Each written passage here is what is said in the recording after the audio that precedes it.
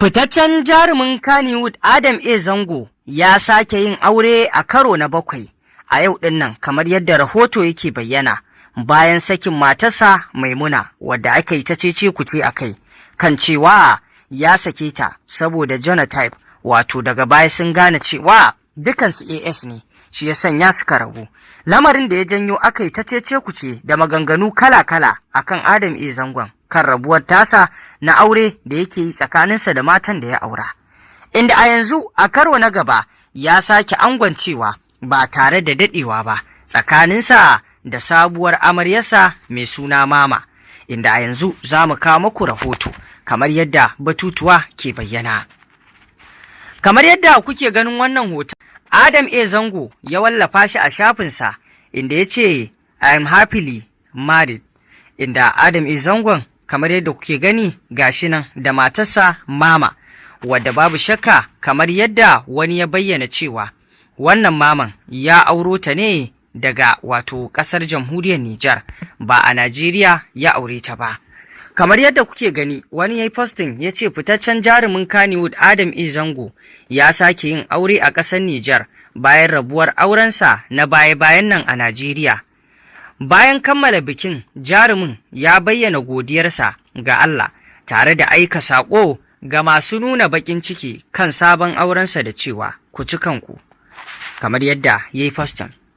Bayan wannan posting da Adam A. Zango ya yi na wato saka hotonsa da na sabuwar matar tasa amaryar tasa Mama, mutane sun je sun yi comment sosai, kowa da irin abin da yake tofawa.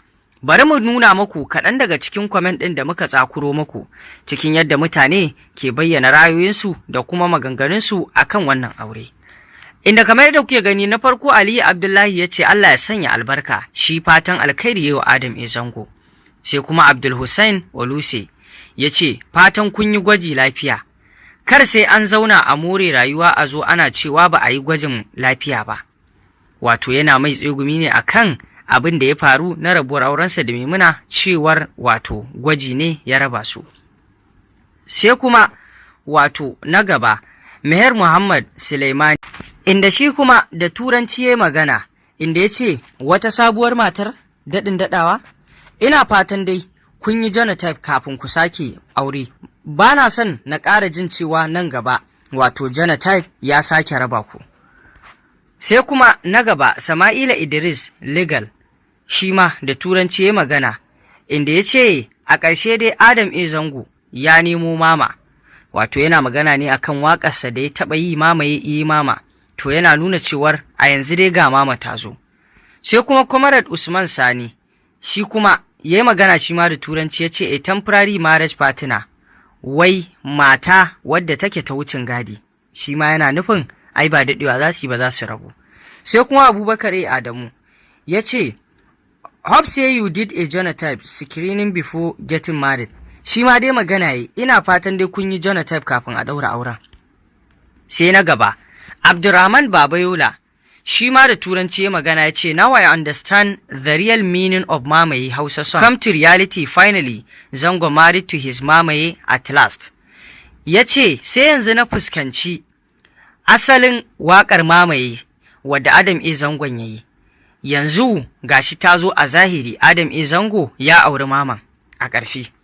Sai kuma Abubakar Ahmad, shi ma da turanci magana ya ce the marriage contractor keeping continue, auren contract ya ci gaba. Me auren contract? Auren wato wucin gadi, aure da yake da lokaci. Sai kuma Ezema Kasmir Bobi ta ce Zango to the marry somebody that cannot stay 2 good years without marrying a new wife. Ita kuma abin da take nufi, Zango mai aure-aure, mutumin da ba zai iya kyawawan shekaru guda 2 ba tare da ya yi sabon aure ba. Sai kuma Sadiq Ibrahim Abba ya ce Mamaye Mama has finally married you, abin da yake nufi Mama dai wannan waƙar da ya taɓa yi ita gashi yanzu ta aure shi. Jidda Alkasim Yaro ta ce finally he has found Mama means Mamaye, wai a ƙarshe dai ya nemo Mama wadda ya taɓa waƙa. Uzman Yusuf Bawa ya ce new wife again sir, hope you have done the genotype test before you guys connect. Shi ma dai magana yake akan sabuwar mata kuma, da fatan dai kun yi genotype. Sai Abdulmajid Ibrahim ya ce, For how long will it last, Adam?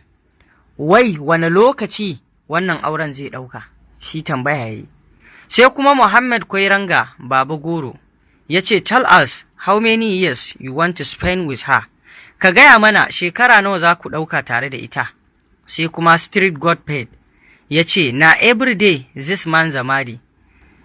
Shi kuma abin da yake nufi kullum wannan mutumin sai ya yi aure. Sai kuma Shamsuddin Umar ya ce, We hope this is the last one, since he is the one who you have seen for mama and finally you have met. Muna fatan dai wannan shi ne na ƙarshe, tunda dai maman da kai wa waƙa yanzu gashi ta zama matarka. Abubakar Yarima ya ce, Mari man haufa, abin da yake nufi shi ne sarkin aure ya aka yi. Sai kuma mai suna Ibrahim Alkanawi ya ce, Mamaye ta bayyana, may Allah make her your last wife until death. Shi addu'a ya ce mamaye ta bayyana, Allah Ubangiji ya sanya shi ne aurensa na ƙarshe har ƙarshen rayuwarsu. Sai kuma Ordinary SA Adeza ya ce, Nawawo, before kai role model ɗina ne, but the way kake yin auri saki, gaskiya it is not fair. So I come to even look at it, and I notice that it is not even your fault. I is even the ladies ne self. Bi ma'ana, wai da Adam Zango ya kasance masa wato abun kwaikwayo.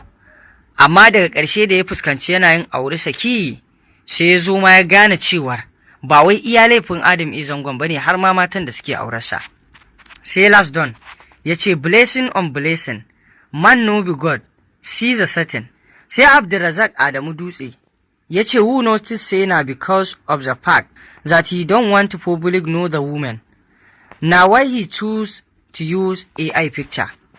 Shi kuma abin da ya ce, saboda baya son surutan mutane su san ma fuskar matarsa, shine amfani da AI wajen saka hoton.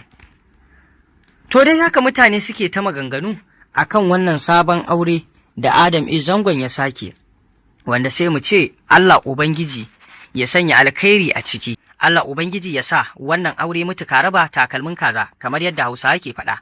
Dama dai, kamar yadda yake a addinance, idan za ka yi mutum fatan alkhairi kai masa, kar kai masa na tsiya, domin ita rayuwa juyi ce, takan iya juyawa, matsugunin da kake kallonsa, kai kuma ka koma can shi kuma ya dawo matsuguninka. Kai wa mutum fatan alkhairi, domin an ce idan za ka yi magana, to ya kasance alkhairi za ka faɗa ba sharri ba. Kamar yadda muka sani, idan za ka yi magana, fal ya kul khairan aw liyasmut, to muna roƙon Allah ya tabbatar da alkhairi.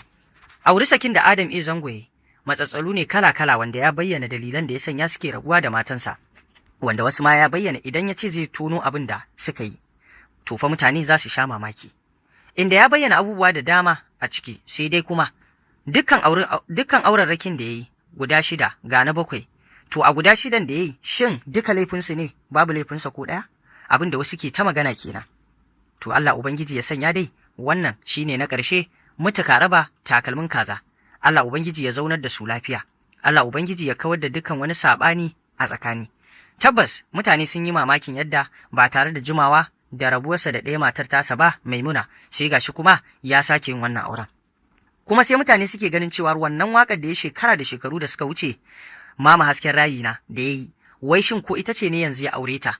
To, komai mai iya yiwa ne, ta iya yiwa itan ce, ta iya yiwa kuma ba ita bace ba, kawai dai an yi dace ne, kuma kamar Bahaushe da yake cewa arashi aka ya samu mai suna Maman ya aure ta, kuma sannan wato ta kasance waƙar sai ta daidai da suna.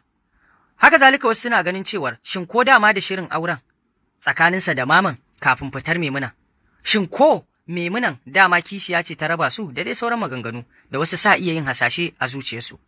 To dai wannan batu dai shine Adam Zango ya sake aure. Allah Ubangiji ya sa albarka.